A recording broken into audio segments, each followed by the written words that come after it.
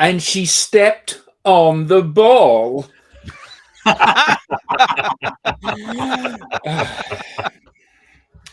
Perfect as ever, Adam.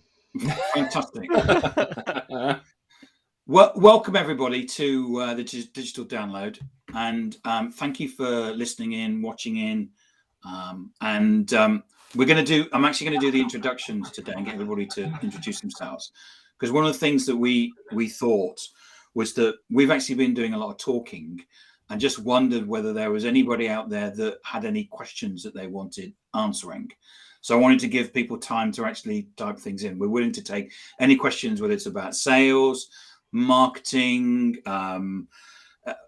leadership, all kinds of things. You know, the things that we normally talk about, and we'd love to hear people, their thoughts, their comments. So if you've got any, yes, Robert, it's the skeleton crew. Yes, Scraping the barrel. We've got a birthday. We've got concerts. We've got concerts. Yeah, I'm gutted about that. I'm gutted that Eric, my music buddy, who I should be doing an album with this afternoon, has decided he would rather go and watch Duran Duran live in concert than sit on a webinar with me. Why didn't you critique Duran Duran while he's there, and pick an album and just say we have already probably done knowing you why Eric is wasting his time there, Adam? That's a good idea. That's a good idea, Will. I like that.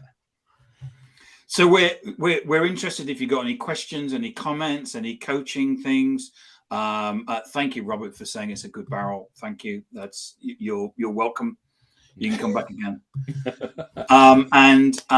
Anything there out there that you questions or comments or that we would be we would welcome it. Yes, and any Duran comments would be highly appreciated as well. While we wait to see if there's anything that comes in, let's just do some introductions. So Adam. Hi, I'm Adam.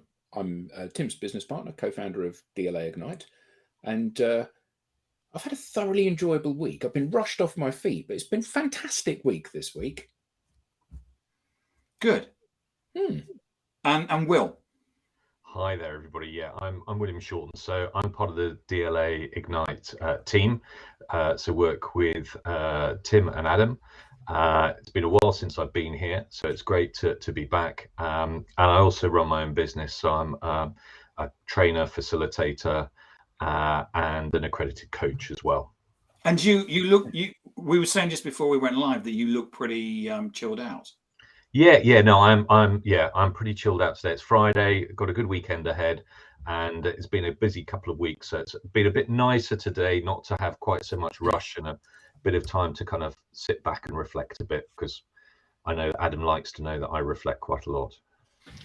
You do indeed, and obviously today is as a keen cyclist, you'll be thrilled. Today is the prologue, isn't it, for the tour? It is a prologue from Copenhagen. So wonderful. Yeah, wonderful. Yeah.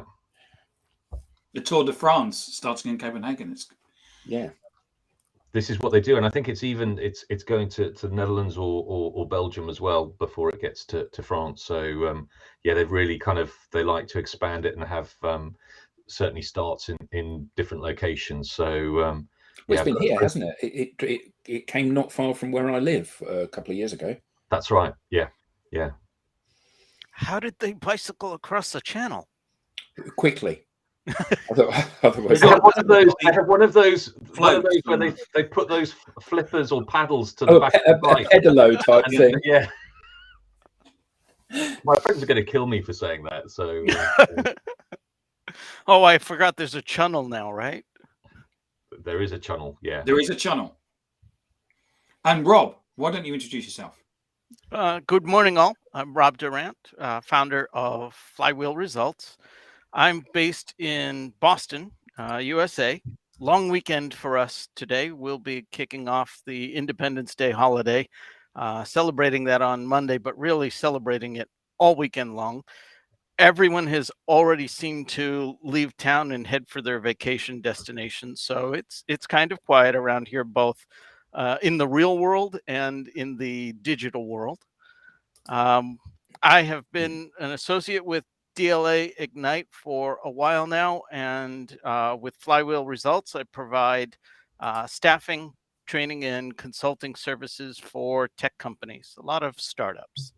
Go Red Sox. Yes. I've got blue socks on. Sorry. Sorry. So today we're taking questions. We are going to do some content, but we're willing to take questions from you. We're interested in what the audience have, any problems or any issues or just any things that you want to clear up. So a couple of things have come in, and so if I put Robert's question up first of all, so if it gives us a couple of seconds to read that. I post on LinkedIn nearly every day on topics from business tips around storytelling, management, etc. I would also integrate stories with personal experiences into them, but I'm not getting any traction. Any advice? Good question. Very good question. Who wants to pick that up? Shall I start? And we can all pile in.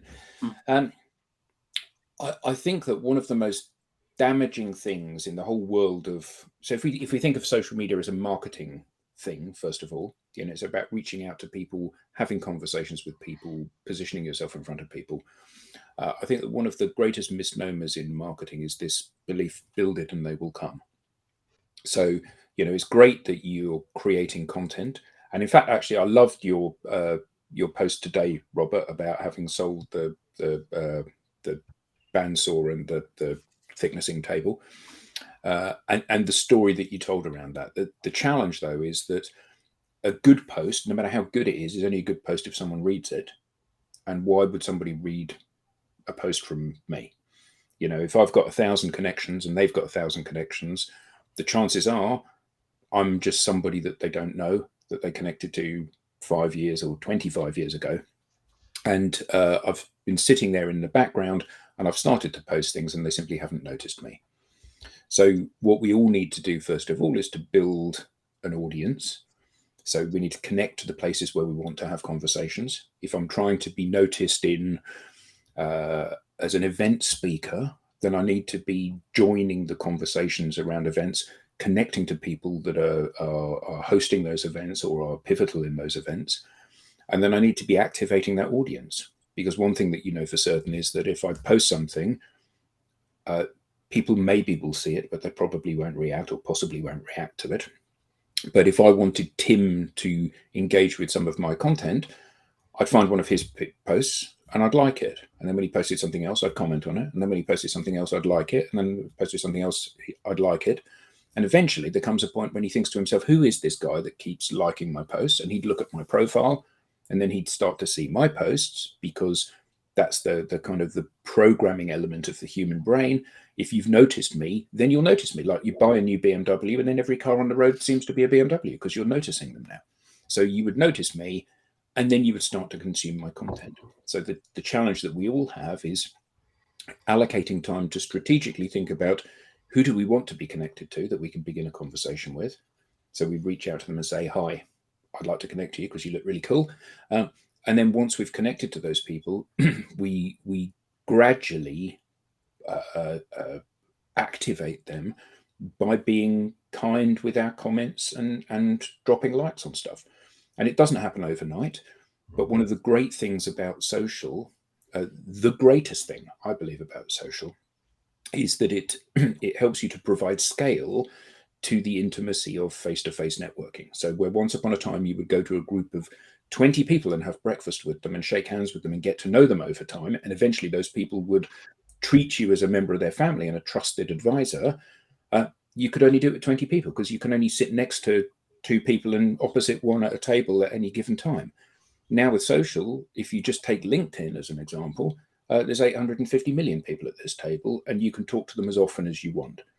And the challenge for us all is to identify who do we actually want to talk to, because we don't want to talk to everybody. And then how do we activate those people so that they notice us? And if you do that, you can't fail, really. Well, let's put it this way. we, in all the time that Tim and I, since we started the business, have been coaching people to do this, anybody that's done that hasn't failed ever.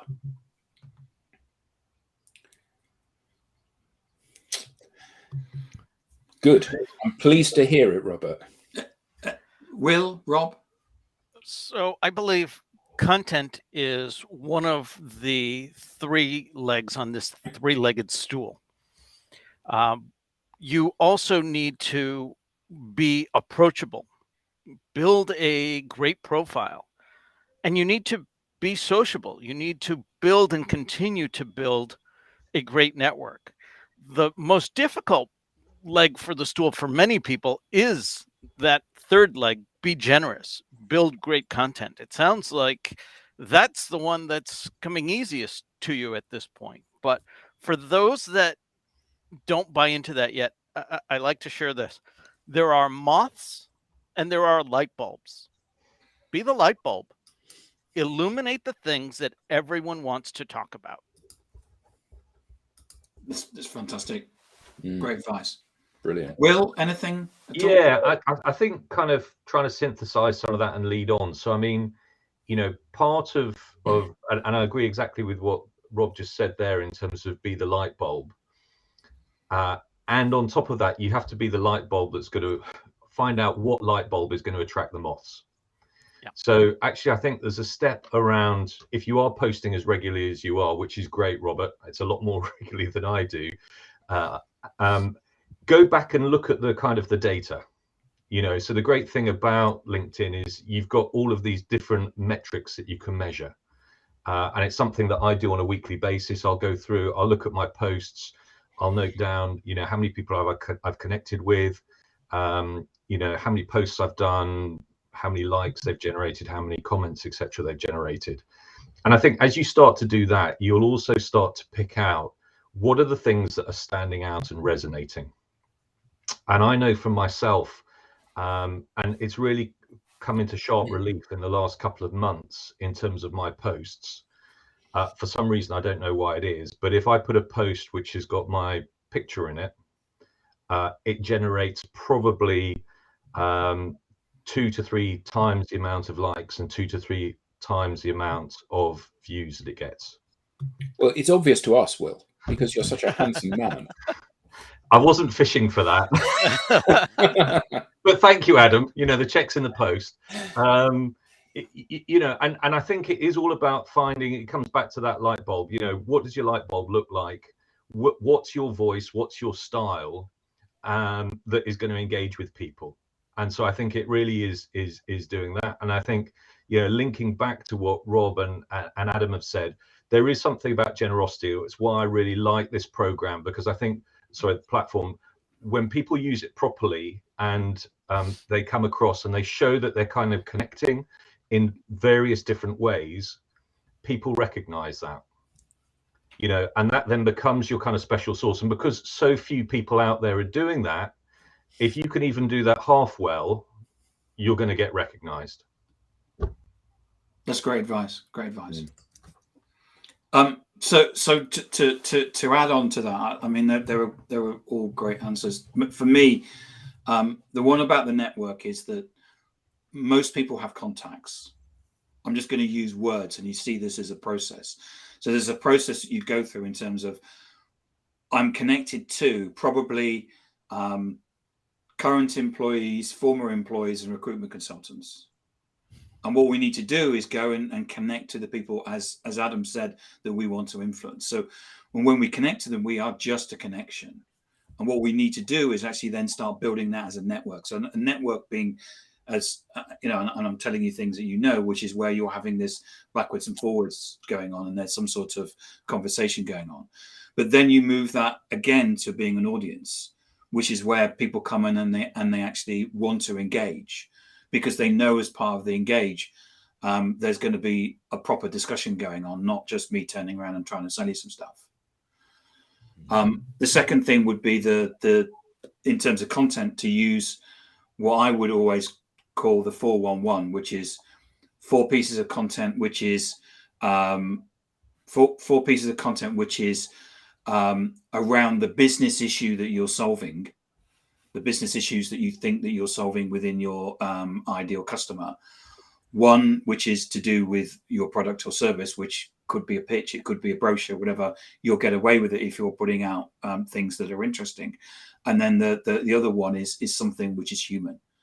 And human content always goes down well on LinkedIn, as Will points out. When he puts out something about him, you get 2-3 times the amount of. And the reason for that is that people come to LinkedIn to be sociable and are interested in you. They're not coming to actually read brochures. And I think any further points on that? I think there's something which struck me as you were talking about, which comes back to that generosity. And I think there's something around reciprocity as well. Yes. Because when you engage with other people and you're doing it for the right reasons, and you're liking their posts, actually after a while they'll probably come back to like yours. And it leads on from something. I know Eric's not with us, but we always talk about the burrito, but there's also that kind of sense of community. So I see we've got kind of Beth on with us and Michal as well, but both of those are kind of proud Burritonians. And there's something about then as you start to kind of make that community or network, that it really, there's a kind of mutual support part which kicks in with it as well. And I think that's then when you really start to find it working. The wheel spins that much quicker when you manage to create that. And Robert, you create some great content, and you do mix it up, which is great. There's a lovely mix, but the live stream maybe soon. Stretch you, challenge you a bit, because it's a great format. And don't mix up the why. The why you're creating this content is not for the likes. The why is you want to get closer to people. You want to have conversations with people. And then maybe some of those conversations will lead to business transactions. The why is not the likes, but that's how we measure quote unquote success. It's a KPI, but it's not the KPI. And Robert, as well as anybody that you're very kind in asking a question, but you're of a growth mindset, and that while feedback and that is it always can be difficult. The fact that we're telling you these things, it's a great, we're sharing with you, and it's and great feedback and great affirmation as well. So, so just if you've tuned in, what we're doing is that we're taking questions from the audience. If you've got any questions about what you're doing on social media, if you've got any questions about sales, marketing, coaching, leadership, anything, that we'll take questions. We may turn around and say we can't answer them, but we'll take the questions. I need to go back because Beth's question was really interesting. Beth's question, yes. So here's a question. Not sure it'll spark a debate, but I'll be interested to what you know. What do you think of the future of social media will be? Hi, Will. Hi, Beth. Great to see you. Thanks for coming. I think that one of the things that's really interesting about this is that the established norms about how people consume content and how people behave and how businesses work have been established for decades or even hundreds of years. And then all of a sudden, social media has come on the scene and has been a real force for the last decade or so. And has fundamentally disrupted everything we do, and including disrupting themselves. So a lot of their revenue models are based on how things used to happen. So if you think about this, YouTube, which is the second most used search engine on the planet, now when you click something, you get maybe 17 seconds of ads. It's the longest 17 seconds of your life. And what's interesting is that previously those mechanisms like that, and Facebook and LinkedIn and Twitter to a lesser extent, they have monetized those platforms through advertising. The problem is that the expectation of the shareholders and the business and the greed of the current capitalist system is that there's a desire for more, and more means more adverts, and more adverts means more interruptions to the very reason you're going to the platform. So I can anticipate that in the future we will see two models, and YouTube are already starting to implement this, which is you can have it for free and this is the price you pay, or you can pay a price and then you get it for free. And that price is what is it, $17.99 a month to have it ad free, or is it $9.99 a month to have it ad free, or potentially fewer ads for $6.99 a month. But I'm a keen guitarist. I like watching people speak at events. I like watching cars race up hills at Goodwood and that sort of thing. And so I do use YouTube quite a lot. And I'm becoming increasingly aware of the fact that where it used to be one video in 10, when you watch 10 on the trot, then it was one video in 5. And now it's like every other video, there's a 17-second interruption. And I think that's damaging my perception. I can't be the only one damaging my perception of the brand. And there has to be a different model, because the problem is they're going to kill the goose that lays the golden egg, which is us. So what do you guys reckon? I don't see it nearly as detrimental. What I do see, though, is Web 3.0 talks about the individual user's privacy. And I don't mean Bitcoin or crypto or NFTs or anything like that, but it's a matter of not having to have this third party, this Facebook, LinkedIn, whatever, collect all this personal data about you. But they collect that data for one purpose: to better tailor the ads that you see. Without that data, they're not going to stop running ads, but it's going to be more like television before cable. Everyone's going to see the same ad. They're still going to have ads. It's just not going to be as customized. And because it's not as customized, I don't mind customized ads. So from the data perspective, you don't, but most people just associate all ads together. I much prefer the customized ads. So do I. But in the hierarchy, there's generic ads where I get sanitary products and dog food advertised to me amongst the things that I want, to the more refined ads where they're trying to sell me guitar strings and pickups and new tires for my car. But the premium thing, the preferable thing, is no ads at all. Because at the end of the day, I've gone to that platform to watch that video or see that person or engage with that audience. And everything that interrupts that reduces the quality of the experience that I have. If you pay to go to an event or go to an event, and the first thing that happens is somebody gets up on stage and says, right, let me just give you a quick 5-minute run through of our software. Actually, that's the point when you walk out and go to the bar, isn't it? But that's the point. Did you pay to go to that event, or was that event free?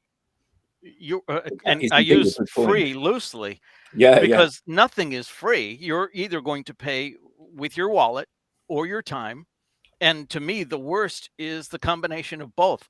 I remember when MTV first started running commercials, and I was pissed. How dare you? Yeah. I pay my cable subscription. Cable channels shouldn't have adverts, and yet they do. And now all of them do. And it just boggles my mind. Why?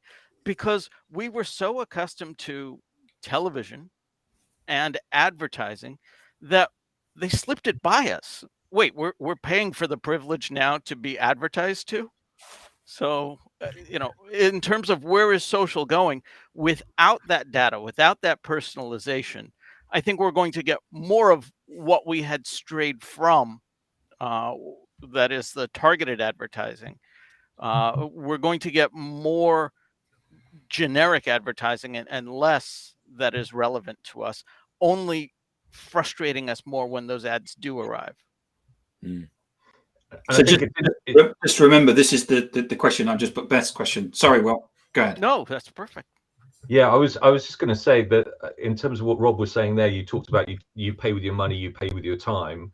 The other thing has been you in effect you pay with your data. Yep.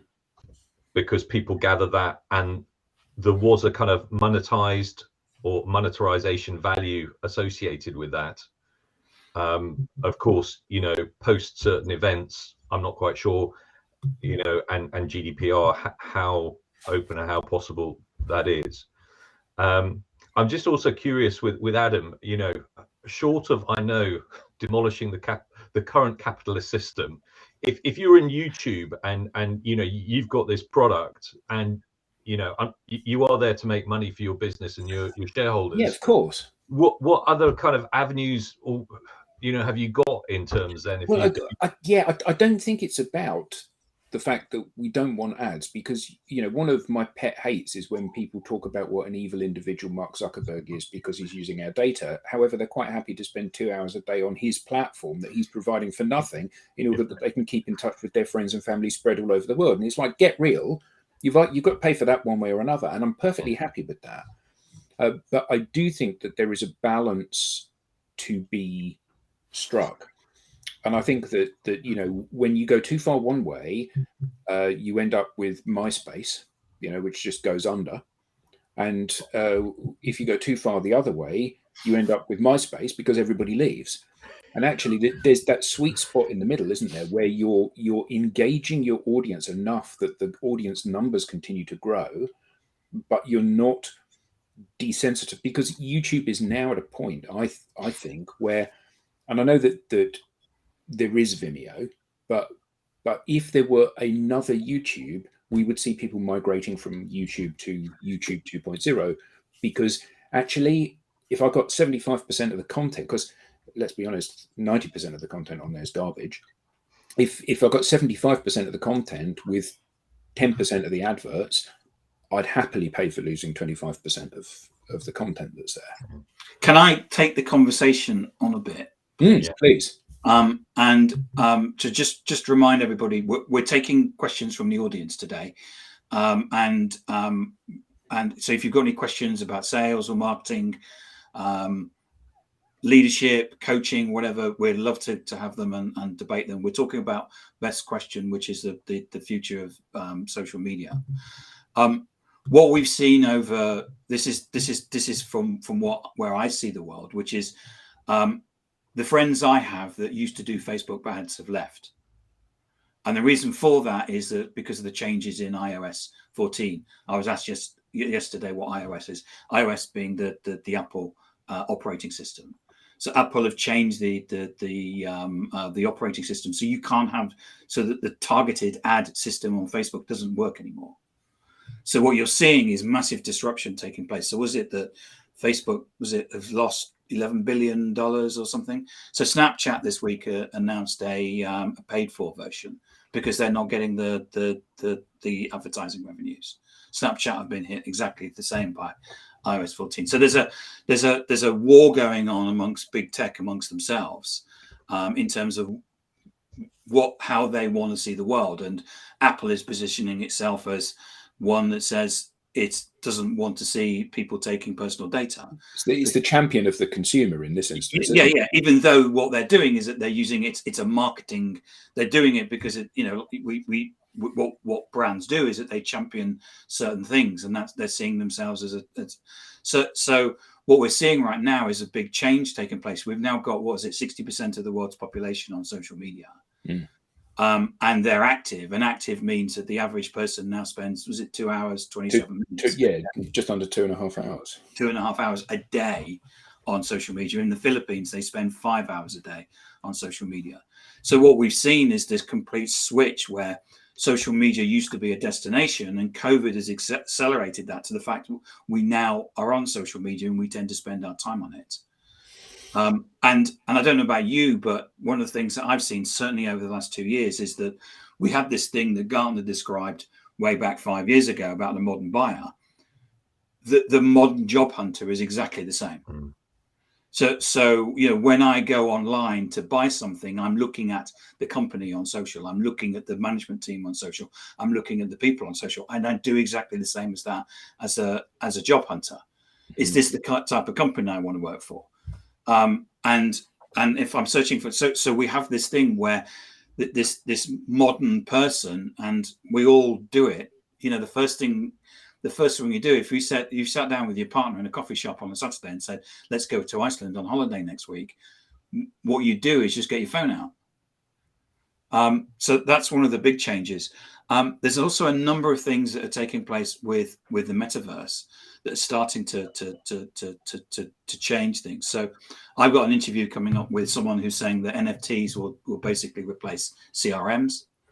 And we're also in that discussion. There's going to be we're going to talk about 3D websites, which is what Web 3.0 provides you with. Now, if you think about the current customer experience that we have on most websites, which is pretty dire, because they're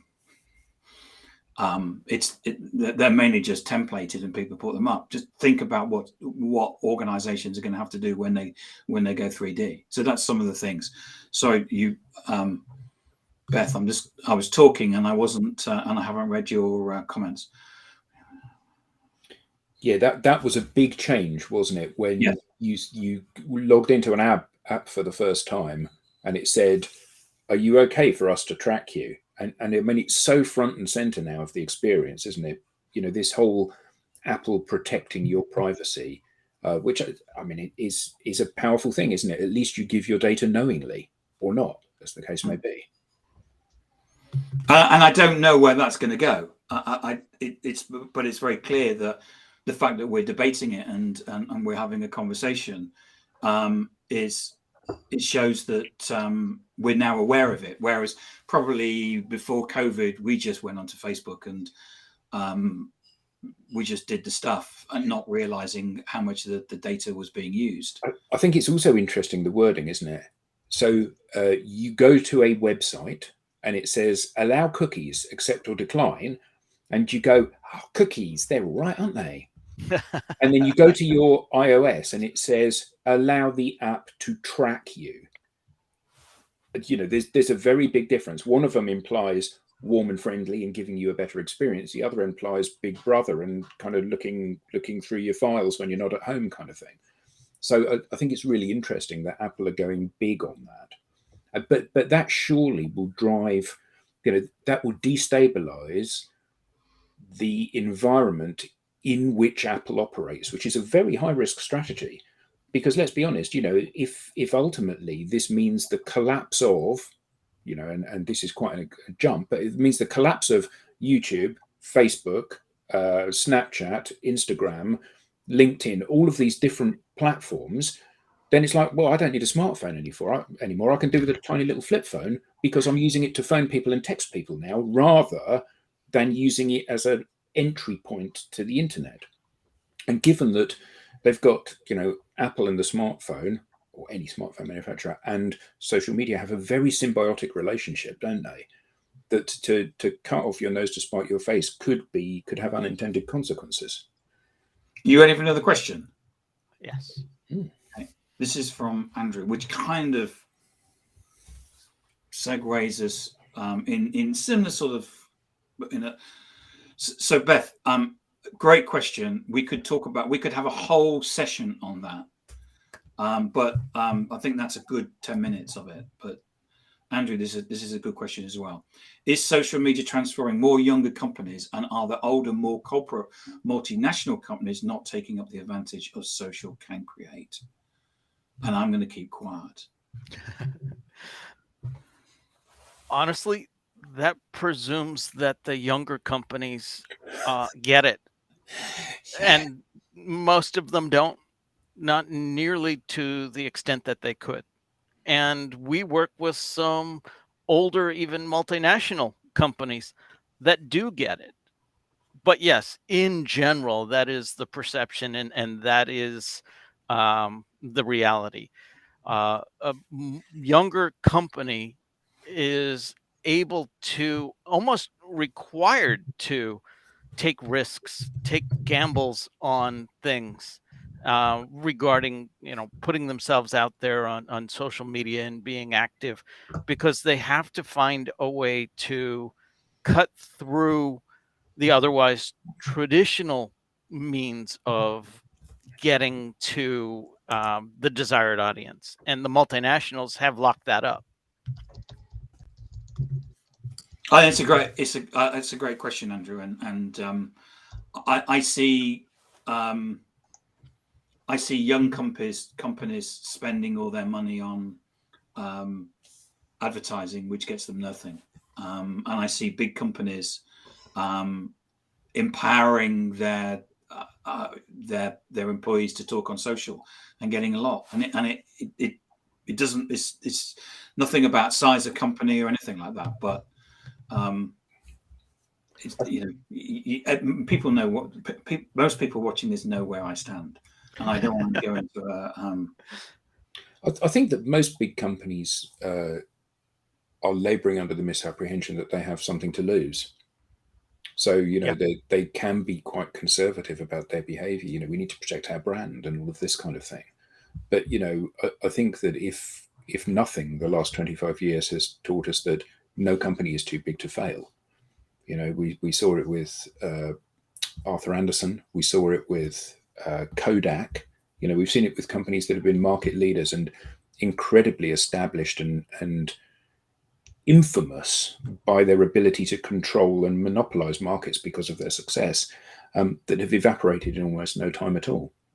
And in our space, I remember when MySpace was the biggest site on the internet by far. Now, if you say to someone who's 15, MySpace, they go, "What are you talking about? That's my bedroom." And I think that the reality is that it's like the Wild West, isn't it, out there? Fortune favors the brave, and the organizations, large or small, that can embrace this change and the perceived risk, which is oftentimes nothing more than a perception of risk, are the ones that stand to be the big winners from this. I think there's a mindset piece as well, and I look at an organization that I work with, which is a big multinational, and what's been really interesting for me in the last 6 months, 12 months, is to see how certain people I'm connected with in that organization have increased their output and become much more visible on LinkedIn. And what I haven't done yet is to go back and see whether that was something that has been consciously kind of taught, or it's an initiative that's been launched, or whether that's people just working off their own bat. But there seems to be probably somewhere between half a dozen to a dozen people now who are much more active on LinkedIn, posting much more regularly. So there are obviously people in the organization who kind of get it, whether, as I say, they're doing that off their own initiative, or whether there's something that's kind of more coordinated, or whether there's been a suggestion, we'll go and pilot this and let's see how it lands. I don't know. So, or are they doing this because they've seen you? No, I don't. No, so empowering, Will. No, but I mean that in the most sensible way, because actually, if you are moderately of an open mindset, you go onto LinkedIn and you see Tim, and you go onto LinkedIn tomorrow and you see Tim, and you go onto LinkedIn the day after and you see Tim, and you go onto LinkedIn the day after and you see Tim, and you think, I'm always seeing Tim, why is that? And then you see that he posts a lot of content, posts every day, and then you go, okay, so if I'm seeing him every day, if I post stuff, my audience will see me every day. And actually, that's not a huge leap, is it? It requires you to at least be open to the concept, of course. But actually, I think a lot of this is people absorbing the proof of seeing it happening to them. I think it's a good point. I don't think it's for that reason, but I think it certainly gives me now an impulse to go and follow up with a couple of those individuals and just find out what's going on behind the scenes there. So Beth makes a great comment here. The best example for me of this is the larger, more established companies never reply to their followers on social media unless it's a complaint. If it were me, I'd be looking to reply to people that love the company too. Engage with as many. I totally agree with you, Beth. The best example of this, Beth, is Vanessa Gartel, who does the wine reviews on Breakfast Burrito. And what she does is that she will always post afterwards and say, this is the wine, tags the company, and she's put out a post recently that even though she tags the company, and even though these people are getting free adverts, They hardly ever respond. Darren, I totally agree. I don't think even though influencers are basically just paid adverts, Kim Kardashian, when she wears a pair of shoes or whatever, it's just an advert. It's just no different from the martini ad that we saw. I don't think younger people understand that it's just an advert. And while I bring up the content, there's a quick question here from it's Mikhail, isn't it? What happens if you don't accept a cookie on a website? Do you know? Yeah, you don't get a personalized experience. There's no downside. What you will find is that, generally speaking, the more open and forward-looking companies, the companies that say accept all, decline all, and it's quite easy. A lot of companies have accept or cancel. And if you click cancel, you go off the website. And if you click accept or set, you have to go through and set the preferences. So oftentimes you just go, oh, well, I'll just accept them, which seems a little bit kind of railroading people. But yeah, it's just about being able for them to, so, in this country, you go to John Lewis and the website and you look at a teapot. And then for the next month, that teapot is on every single website you go to. And it prevents that from happening. So one of the things that you get is something called programmatic, which is where it takes the cookie and then they use that. So, for example, like Adam's guitars, I'll be online, funnily enough, looking at vinyl records, and then what happens is I'll bring up a particular website, and then what will happen is that Rough Trade will show me through a programmatic ad a whole bunch of vinyl records, even though it's not actually contextual with the website I'm looking at, and it's through cookies. So I've just picked this one at random, this piece of content. I think it's yours, isn't it, Will? It is mine, yeah. And it kind of touches on a couple of points that we've already been talking about. And I know Stephen's listening. He unfortunately was otherwise engaged to be able to join us live to talk about it. But Stephen is a contact of our good friend Eric, and he posted this morning, so it was really kind of timely. And Stephen here is talking about going to an event. He's involved in the oil and gas industry. So this event itself was, I think he says it was for the Offshore UK conference in Aberdeen. And he'd been invited along as an expert and guest speaker in that area, and found actually most of the questions he had when he was meeting people was all due to his LinkedIn presence. And people were asking him about how he managed to get so much great engagement and what kind of methodology he used. And this article, I think, really sums it up well, because he talks about kind of three main points which stand out for me, which is always act with integrity and authenticity, to be yourself. That part around understanding your purpose. So we talked a little bit earlier in response to Robert's question about understanding what it is that you want to be known for, and on top of that, putting out quality content on a very regular basis, and then also measuring the progress that you're making, and the amount of interaction that it gets.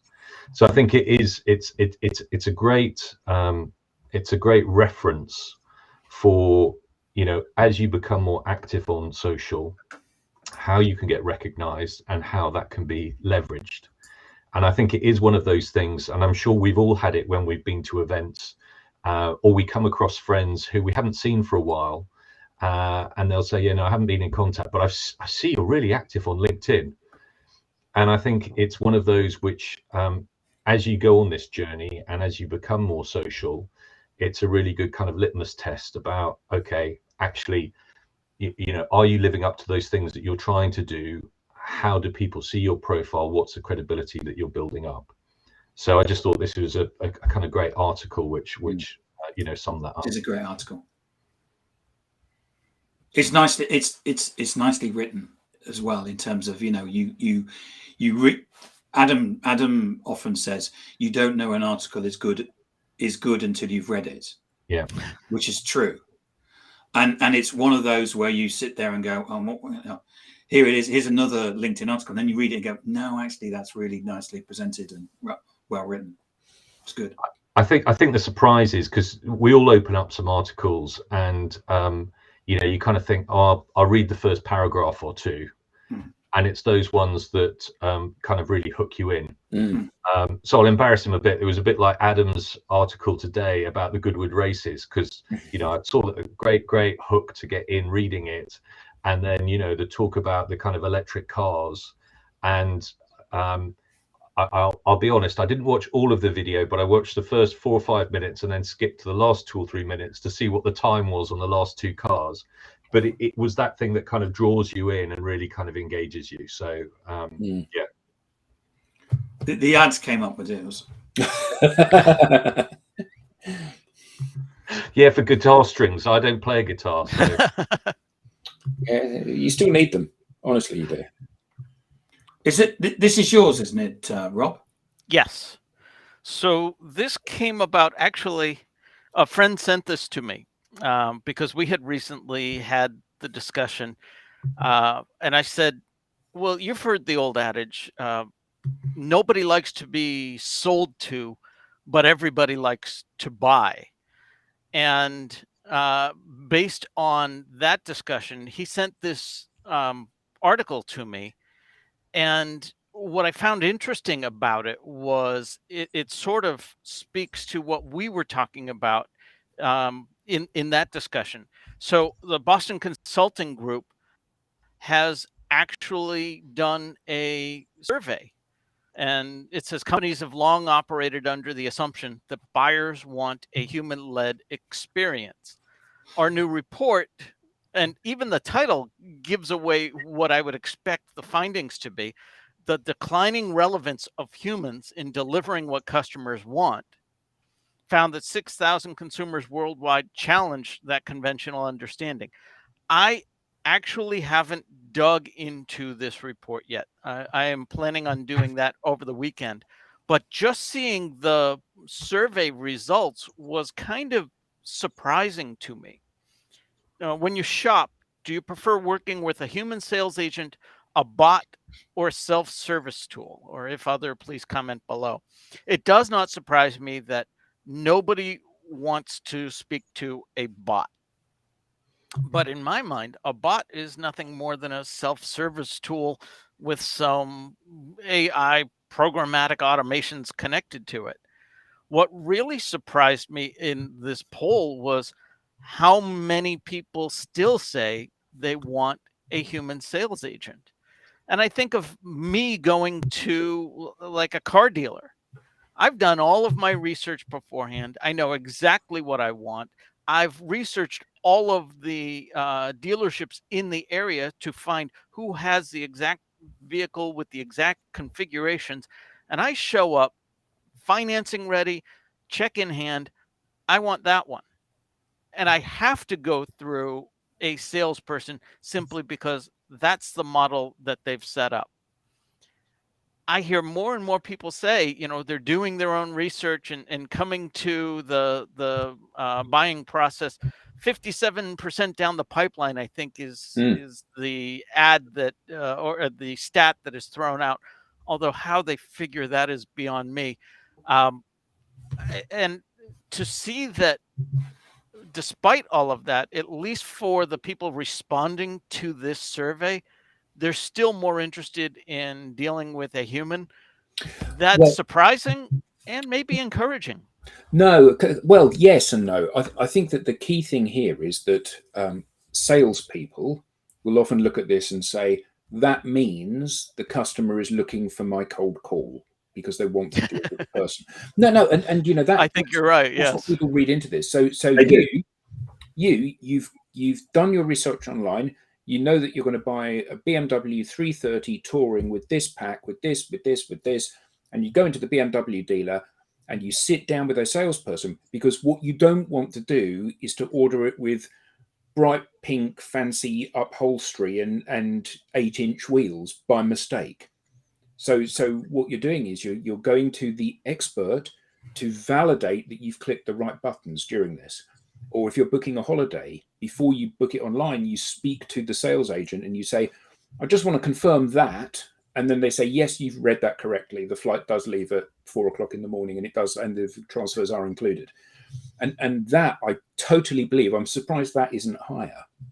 But the problem is that a human sales agent is the person that takes your order when you've decided you want to buy, and the person that is the first touch point when you're not even sure that you have a problem that can be addressed by that issue. And I think that kind of stat is incredibly misleading, because you can take either one of those things away from it, can't you? One of them exactly plays to what you know is the truth, and the other one plays to what the salesperson, the cold caller, hopes is the truth. And I think those are diametrically opposed.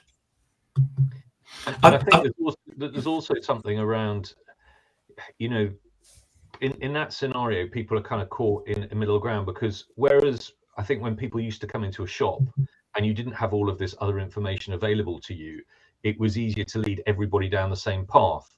The fact of the matter is that you've got people, you know, as yourselves, who've done that research before they've got into the store, and, you know, they know where they want to get to. And you've also got people who are still left, you know, where they used to be, haven't got that information, need to be taken through.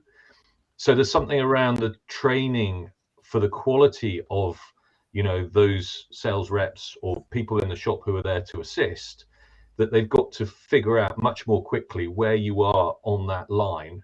Yeah. And then be able to adapt very quickly, you know, in order to offer the right level of customer service for the person who's in front of them.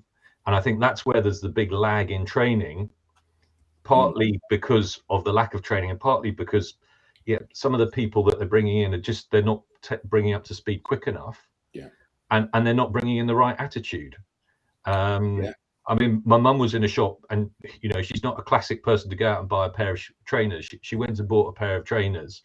And the shop assistant who worked with her to start off with, you know, really made her feel as if she wasn't welcome there. What was she doing there? To be fair, not like news sketch. Do you want your woofers and your tweeters? Exactly.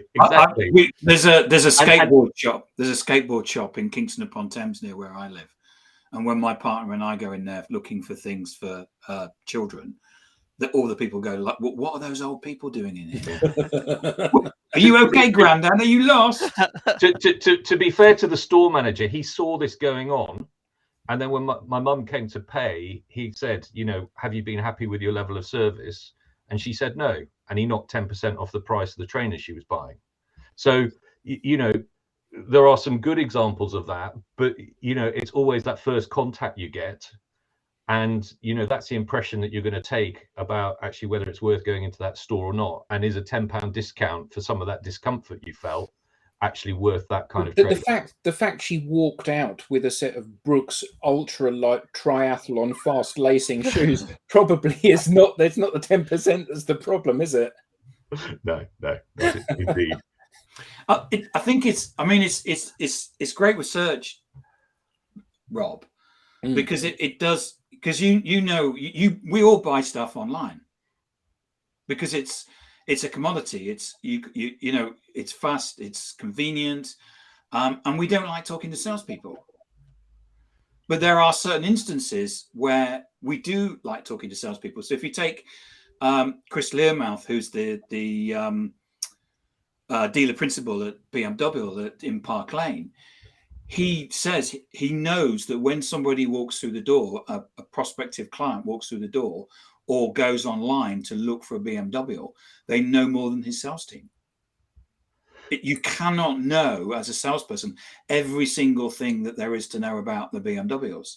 But what they do, and Beth's comment is very true, is that quite often what you're looking for is that guidance right at the end. That you know, for example, you've configured and it's pink leather and it's yellow outside, and you say to the salesman, "This is the car I want," and the salesperson says, "You will never resell that in the resale market."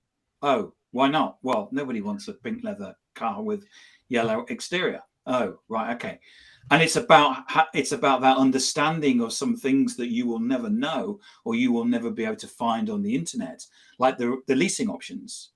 I mean, Chris has explained to us in the past about how there's one car with an M option and the car with a non-M option. And he said, if you take the one with a non-M option, it's worth more when you come, it's got a higher resale value.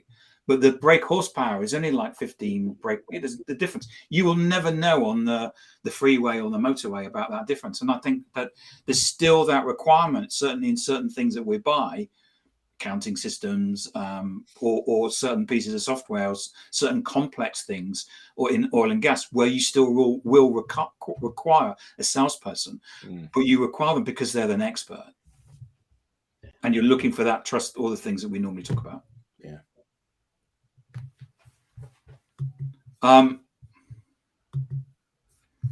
God, everybody's trying to get hold of me today. You're popular. My piece of content is this one here from Anthony Rose, who is the founder and CEO of Seed Legals. If you don't know, that they're a company that helps HUPs, and basically what they're trying to do is create things off the shelf, so you can just buy the NDA. You can just go on and say, I want that NDA, and I want that agreement, and I want that agreement. And the whole point of it is to try and commoditize the legal process within the startup community. God, Adam's sending me stuff at the and it's a bit it's a bit cheeky, but he goes on and it goes to an article in terms of 5-year business plans are made up, but the investors still want them. And I think certainly when Adam and I started, we didn't have a 5-year plan. I think we didn't have a 5-minute plan at the very beginning. But it's true, as a startup, you need to show your ambition. You need to show that you understand what the market opportunity is. You need to understand and have some idea about what your future revenues will be. And you need to be understanding about how you're going to break even and how you're going to make some money. So I think the point that you said there, the first thing was the big thing, the vision. You need to be able to say, this is where we're going and why. Yeah. And actually, if everything else falls into place or falls out of that, but if you don't know why you're doing it, if you think it's, because I've got a customer opportunity, actually you end up sailing around in circles, don't you? Yeah.